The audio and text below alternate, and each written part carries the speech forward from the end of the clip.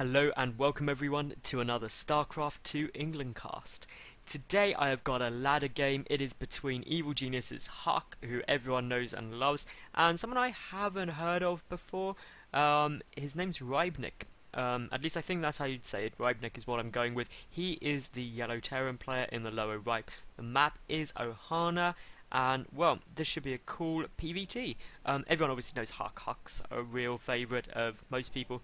I can't actually think of many people who don't like EGHuK. If you do, leave a comment, say I hate EGHuK. But be warned, you'll be judged by the internet for that, because I don't think you genuinely can hate EGHuK for anything. But yeah. So that was a bit random. But yeah, because of people's comments and stuff, I've left health bars up, because I've asked this question quite a few times. Do you like the health bars up all the time, or just on selected units? All the comments I got were saying health bars up, so if you don't like them, let me know, and obviously I can look at changing that.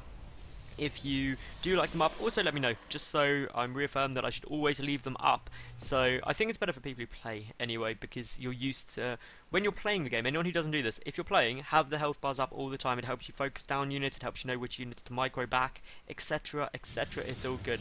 So far, both players going pretty standard. We've got racks down here from rybniq, and, well, EGHuK has gone for that one gate. We're interested to see exactly what he does, but for the moment, it's all going pretty standard. What we can expect is essentially from rybniq, he will be going for an infantry heavy force, almost certainly.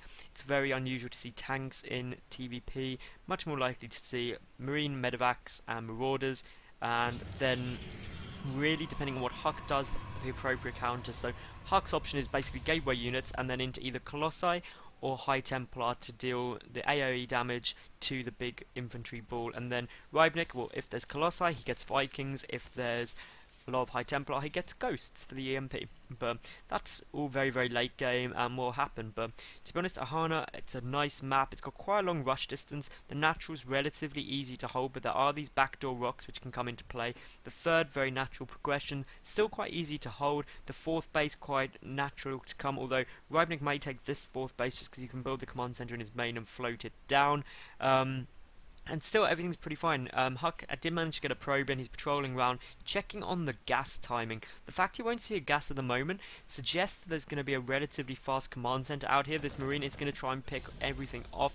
The cybernetics score about 3/4 done at the moment, nothing out. So clearly, EGHuK is just waiting to get a sentry or stalker out. Just by the amount of gas, it's probably going to be a sentry. Although, having said that, he's going off for that Twilight Council on Warp Gate really quick. So is he going to go for DTs?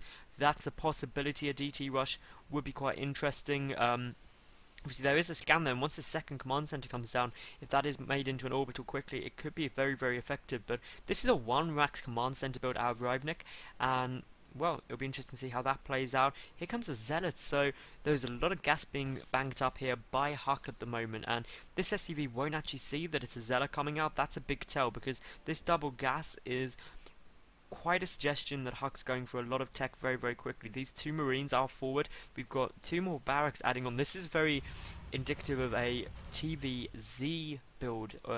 1 racks command center followed up with 2 additional barracks. No gas here yet. So this is going to be pure marine for quite a long time. Charge on its way out by EGHuK here. So we're not going to see DTs. We're just going to see what is probably going to be a lot of Zealots out. Charge getting chrono boosted as well. We've got some more gateways being added on here, although EGHuK's still showing no sign of expanding. And, well, this bunker is going to help massively. These extra barracks, well, they should hit before charge is anywhere close to done. And so there's going to be a lot of marines out, which don't do too badly against Zealots, especially with bunkers down. But the key thing is that rybniq doesn't have a tower, which would be really, really useful to know when the push was coming, because then obviously he could throw down more bunkers. But considering his opening, I expect him to get a very defensive position, because he's gone for a very economically focused build by getting this second base down super quick. So we will wait and see how he plays it out. But here we will see EGHuK getting a very early Templar archives, adding on 2 more gateways and a robotics facility. So this is a pretty crazy build. It looks like it's going to be Zealot Archon. That's the most likely course of action from here, so it will be very, very interesting to see how EGHuK goes for this. I'm just having a look around. The first gas is just being taken out for rybniq. First 2, EGHuK, he's showing no sign of expanding at all. He's still got that gas really heavy gas income, and he's getting storms. So maybe this is going to be a bit strange, but we will see rybniq adding on another bunker. These bunkers are going to be so essential. It is untrue. This one marine moving a little bit forward. Not quite sure why he's pulled quite so many SCVs. Obviously a bit worried about something, but who knows what. For the moment, we will probably see an observer come out of this robotic facility first, just to be on the safe side, although so far nothing. So it's actually going to be a war prism. So is he gonna go for a high Templar drop? Is he gonna drop the zealots in? What is he gonna do?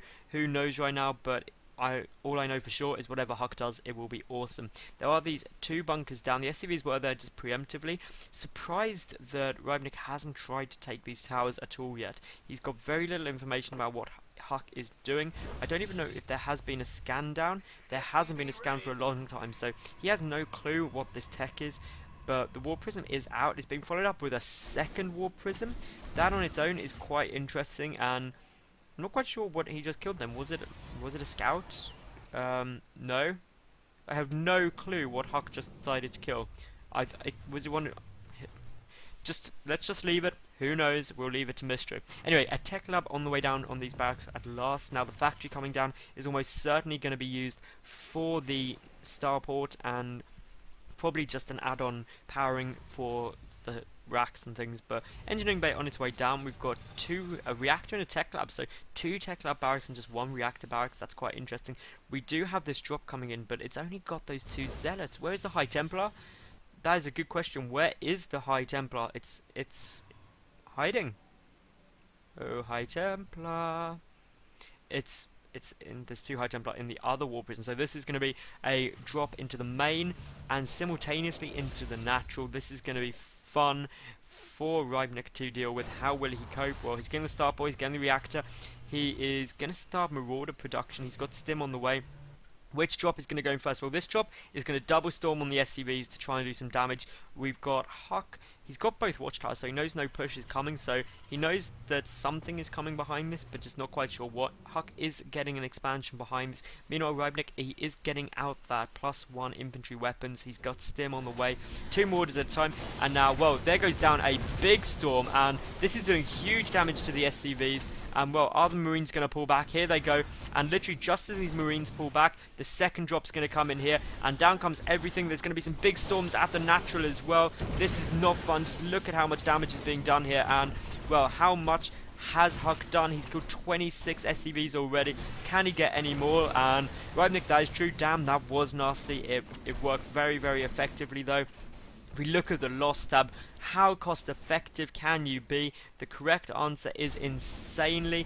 These zealots still going to town up in the main. I don't know why they haven't been picked up yet, but back they come. And if we look, we will see here 250 resources lost to 1,500.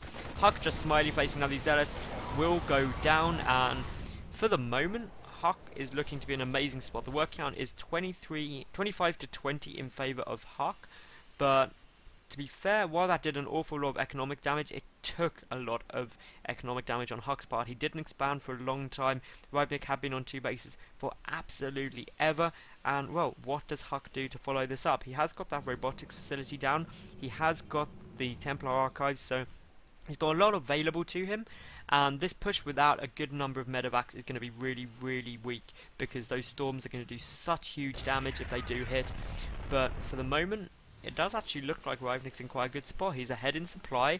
He's catching up with works again, but down goes another big storm, and that is just a pain to deal with because it's lost mining time more than anything, but didn't actually manage to get too many workers there. And now some units pulling back, and trick me once, shame on me, trick me twice, shame on you, I believe is the saying. And quite a lot more goes down there. Another 6 SCVs taken down, and rybniq, hell no, GG. I don't know if he's seriously GGing or just joking. I'm guessing it's a joke because he hasn't quit. But for the moment, we will see EGHuK here is now very much ahead in terms of the work count. 32 to, well, 19. So rybniq has left. Okay. He still had a lot of units. Probably didn't go for a last minute push. But that was it. And EGHuK wins. So harassment can just make your opponent leave, is the moral of the story. That was a cool, unique build out of EGHuK, which he made himself. Sorry, EGHuK, I've now spoiled it and shown it to the world, so do forgive me for that. But I hope you did enjoy the cast. If you did, please give it a thumbs up. If you like my channel, subscribe, that'd be brilliant. I get new pro level games up every single day, so at least one game, usually multiple games, so do check that out. They're usually pretty damn fun. And what else? If you've got any comments or criticisms on the cast, leave it in the comments section below. Let me know what you think of health bars. That's my big question at the moment. If you like them, say you do. If you don't, say you don't, so I can adjust that for future casts. Anyway, thank you very much for watching. I hope you did enjoy and hope to see you back soon. Bye for now.